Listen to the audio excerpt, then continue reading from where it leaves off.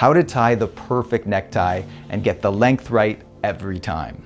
This video is mirrored so you can look at the screen and just mimic the exact motions I'm doing so it's not confusing. Let's first flip our collar up and drape your tie so that the wide end is on your left. It's gonna go over your heart side and your thin end is on your right. To get the perfect length for a full Windsor knot, you wanna line up the thin end so it just sits below your nipple, right on your rib cage there. Now that we've got our perfect length, take that thin side, cross it on over just like that. Take the thick side and cross it over top. You'll see this X shape here.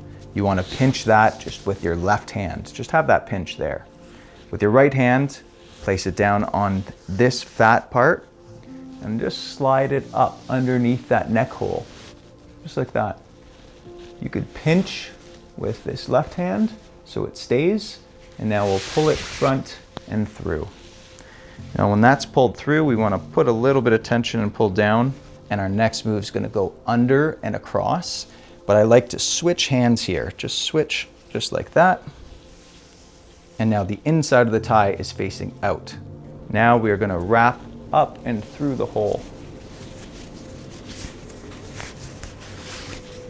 Come on down. Our next step is going to fold over and across, and you can see that makes the collar of the knot.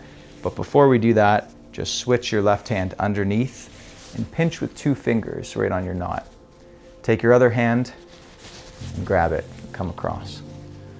That creates a little hole wrapped around your fingers. So once you're across, we're gonna go up and through the neck hole and then down through that finger hole. So up through the neck hole, down through the finger hole.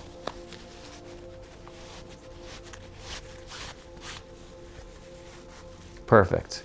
So now we have the makings of the full Windsor knot. This is probably one of the most important parts, is tightening it up. So at the top of the necktie here, you could see where it folds under, we just stick our thumb right through there. Now we are going to pinch and twist down just like that and pull on the fat part at the same time. What this is going to do is tighten up the bottom of this knot. And the ways that you can perfect this knot and make it look a little nicer is either pinch the bottom there, and it gives it that V, or separate the top, and it gives it a nice, decent shape, like a nice V there. Now it's pretty much done. We take this little thin end and we just pull, and that's gonna slide the knot right up to our neck. Don't get it too tight, just have it sitting there. We could pinch the bottom again, we could separate it down again, fold the collar.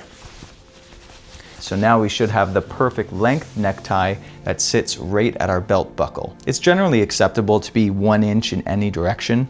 If your tie happens to be all the way up here though, it tends to make your torso look a little bit longer, but we could adjust. Just go back to the first step and remember where we sized that thin part of the tie. If we raise that thin part up, maybe to our nipple level, that'll lower our tie down at the end.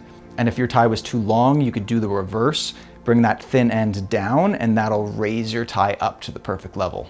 And if you want to add a dimple to your tie, all you have to do is put your finger in the middle, kind of bunch up the material a little bit and just get it under that knot and pull down while your finger's in the middle. And that should give you a nice dimple in your tie. Now, if you ever need a refresher on how to tie this knot on the fly, I have it in our knot tying app. It's called Knot IQ. And don't forget to tie the right knot for your dress shoes. I have it in this video here, so I highly recommend that. I'm your friend DJ with the Bare Essentials, and thanks for stopping by.